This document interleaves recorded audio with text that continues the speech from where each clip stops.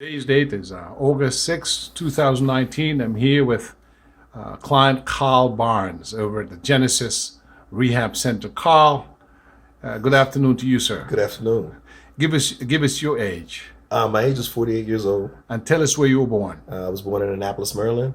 You said something about the peninsula. Tell me about the peninsula. Yes. Well, the East Fork Peninsula was an area that was actually established as a marine maritime area in the early 30s and 40s. And I know a lot of African American homeowners at that time would actually build boats and ships in their yard.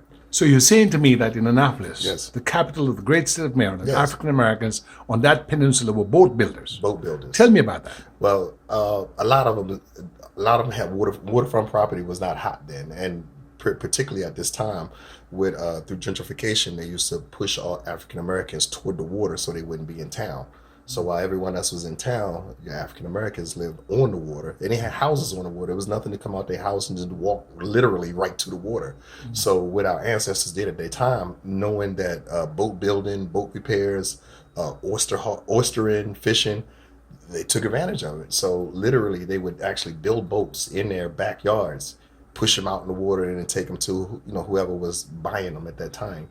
Indeed, So, because Maryland is a great seafood state. yes, So you're saying the backbone rather of the seafood industry was the African American, correct. and they would be doing oystering. What else? Crabbing. Oystering, crabbing, just to hold on anything that had to do with maritime.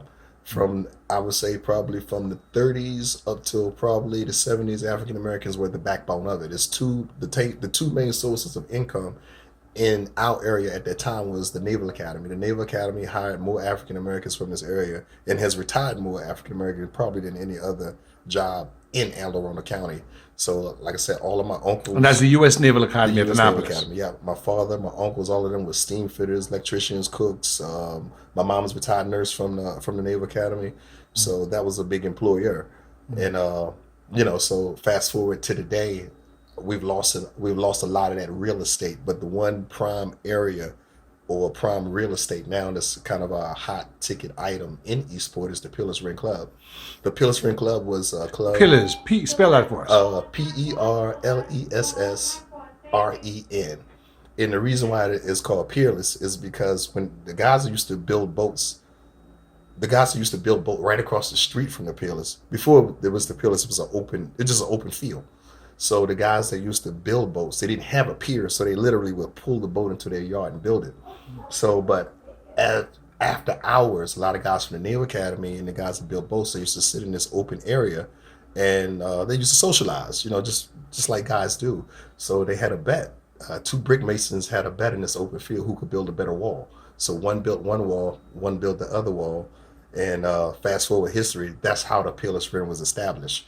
So in the 60s, 70s, if there was any political hot agenda that was going on that affected the area, you had to come to the Pillspring.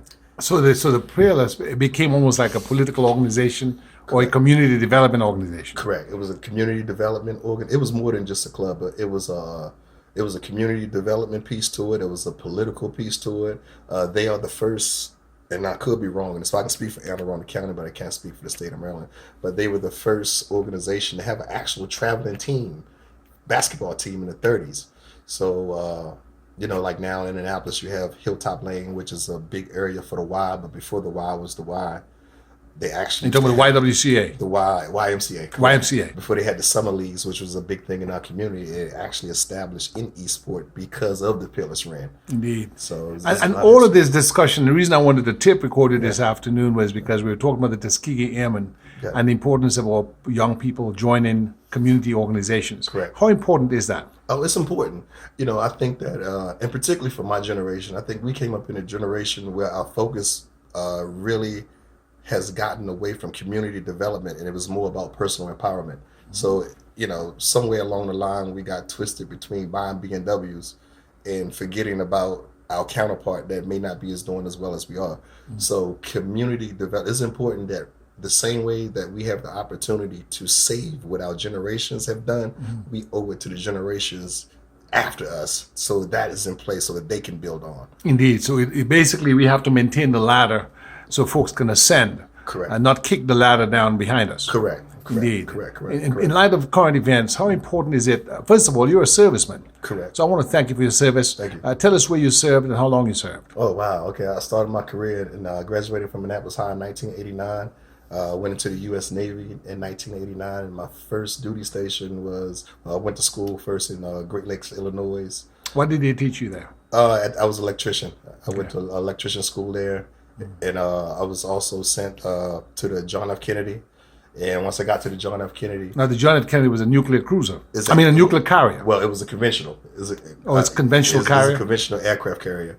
So I actually worked on top. I worked as a... Are those run on diesel engines? Yes. Okay. Yeah. So I did that for 4 years. When the Kennedys. And what did you do on the carrier? We worked on the electrical systems on the catapult. So the catapult is what sends the fighters into the air.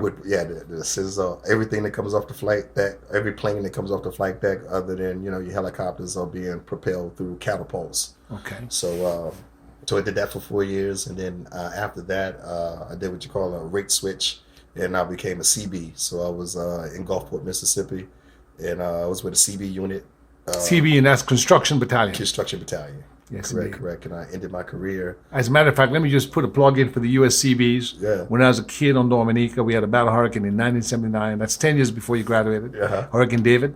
And the Seabees came down there with Caterpillars and John Deere tractors and cleared roads and built facilities. So I'm very, very, very honored to say thank you to the Seabees through you for the work they did on hurricane reconstruction in Dominica in 79-80. Yes, indeed. That's because awesome. they built real fast. Man. Yeah. We moved fast, so it was an honor, and it was an honor. So once I did that, I did a little stint in Annapolis with an Army Reserve unit, and the cavalry, and so that was my military career. It wasn't the 9th and 10th Buffalo Soldiers? No. But you know what? We got to give honor to those guys too. They opened the doors, didn't they? They opened the doors. Yes, sir. Absolutely. Yes, sir. Absolutely. We're just talking about how important history is and remembering all greats. How important is that? It's definitely important. I mean, I think right now we're kind of in a crisis, and I think that our generation has to take a little bit of the blame for not passing enough. Information on to the next generation.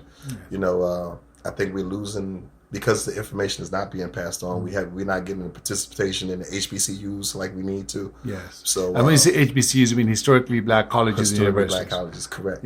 I can second that. I say I'm a proud graduate of the University of DC, which is HBCU, and my son is at Bowie State, which is HBCU, and my daughter is graduating from University of Maryland Eastern Shore, which is an HBCU, because you're very correct. Yeah. If we don't support the HBCUs, who's going to do it? Correct. I always say this, and I'm a big fan of athletics. And what if the top 5 recruits from college decided to go to an African American college? Do you know that college would change overnight with the income that they would bring in? You know something? I never thought about it like that. Yeah. But you're very correct. Yeah. But, we've been conditioned to think that these schools are not good enough. Yeah. Our resources are good enough and the talent is good enough, but it's not good enough to go to an HBCU. Yeah, because you're right. The focus that would come and the income that would come could lift those schools to a new place. Absolutely. Yeah. Absolutely. So, that's a very profound and very thoughtful thing of you to say, because I never thought of it that way, but you're correct. Yeah. We keep putting our mouth where we keep putting our monies where our mouths are not, or we keep misdirecting our resources. Yeah. Because the fact of the matter is, someone said once to me, charity starts at home. Yeah. And so if we can't take care of our business, then no one else will. Nobody will. Right. And and I think that Dr. Henry Clark said it best. No one's coming. You're talking about Dr. Henry Clark, who talked about the miseducation of the Negro. Well, yeah, that's one of the books. That's Carter Woodson. Yeah, that's Carter T. Woodson. But he was an economist, and he studied a lot of social issues, and he really his background was really studying economy in Africa and how it affects us in America. Dr. Henry Clark. But I believe what he said is no one's coming to our rescue. Yeah. If we don't rescue ourselves, then... Yes, indeed. I took this moment. We're working a case for you, and we want to thank God for your life, that accident that you were involved in. Thank God you survived, and your girlfriend will be seeing us soon. But I thought to record for posterity your words, because your words of wisdom were profound. Mm-hmm. And it's interesting that you were referred to us by our brother former sheriff's deputy. Yes. Derek Matthews, my brother of almost 30 years, who also was a serviceman. Derek was I wouldn't say him. I think he was a sniper in the army, and he's a good man. And I'll be seeing him shortly. So you've got the same spirit of Derek, and it's interesting that you both have a relationship to Annapolis, because I know Annapolis has a long and distinguished African American community that has provided great leadership. Tell me in summary, as we wrap up, the value of having grown up in Annapolis and what it did for you. For me, I've been around the world probably twice, and I've been a lot of different places. I lived in a lot of different cities. No place like home. The area where I grew up from, the sense of community that we had in that day, it is irreplaceable. You can't. We watched from any era, from politics. I used to live across the street from Carl Snowden, and I think that's kind of the lineage, like Derek. Derek reminds me of a modern day Carl Snowden and some of the other great politicians that came from my area. Tell us about Carl Snowden. Carl Snowden is a political icon in that area. He is African American leader. African American leader. Yeah. Whenever there was a problem in the community, you had to come through Carl Snowden. You know what I'm saying? And but not only that, it goes back to the Pillspring as well. Him being from Eastport, there was a direct tie to that area. So he's a great guy. And how are folks doing now in Annapolis? How are they doing now? Yeah. I think I think we're doing well, but there has to be a sense of togetherness. And there's a lot of guys that's out there that's doing work. Tip my hat off to brother Troy Stansbury, Troy X, Jimmy Powell. So there's a lot of guys, John Downs. There's a lot of guys that's in the area that are working hard to really put the pieces back together. And I really feel confident in knowing that the next generation will have that sense of community.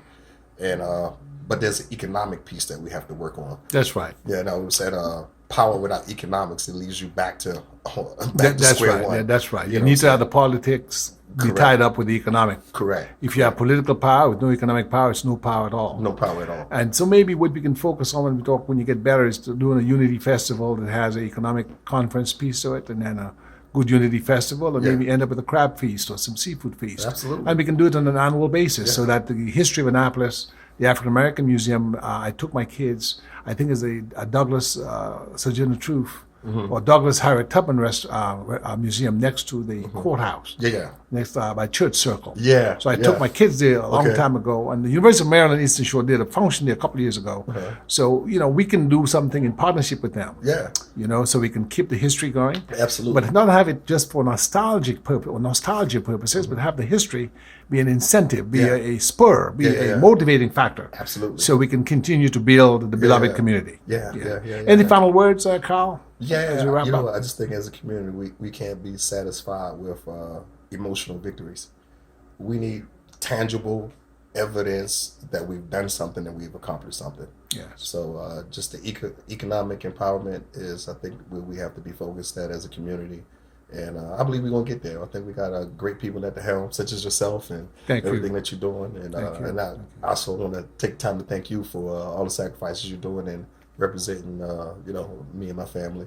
Thank you so much. As we go through. It's an honor and privilege, Carl. And I tell you, it's not every day I get a chance to meet someone like you with the history you have. And by the way, your current occupation? I work for Metro in Washington, D.C., so I'm a bus maintenance manager there. Outstanding. Make sure that the system runs. Well, look, you've served the country, you're now serving Metro. I was saying to you before, earlier on in our meeting, when I was in college at University of D.C., the three best jobs as a black man in those days you could have was a Metro bus driver, a Safeway cashier, or a postal worker, So I remember all the Metro bus drivers had some fancy cars, man, some ZXs, it's still Corvettes, man. They're big on their cars now. Yes, indeed. So God bless you. I wish you speedy recovery. Thank you. Look forward to being of service to you, and before too long, they see you walking and everything being blessed by God's holy grace. Okay? Absolutely. God bless you, Carl. Thank you very much. You. Yes, sir. Yes, sir.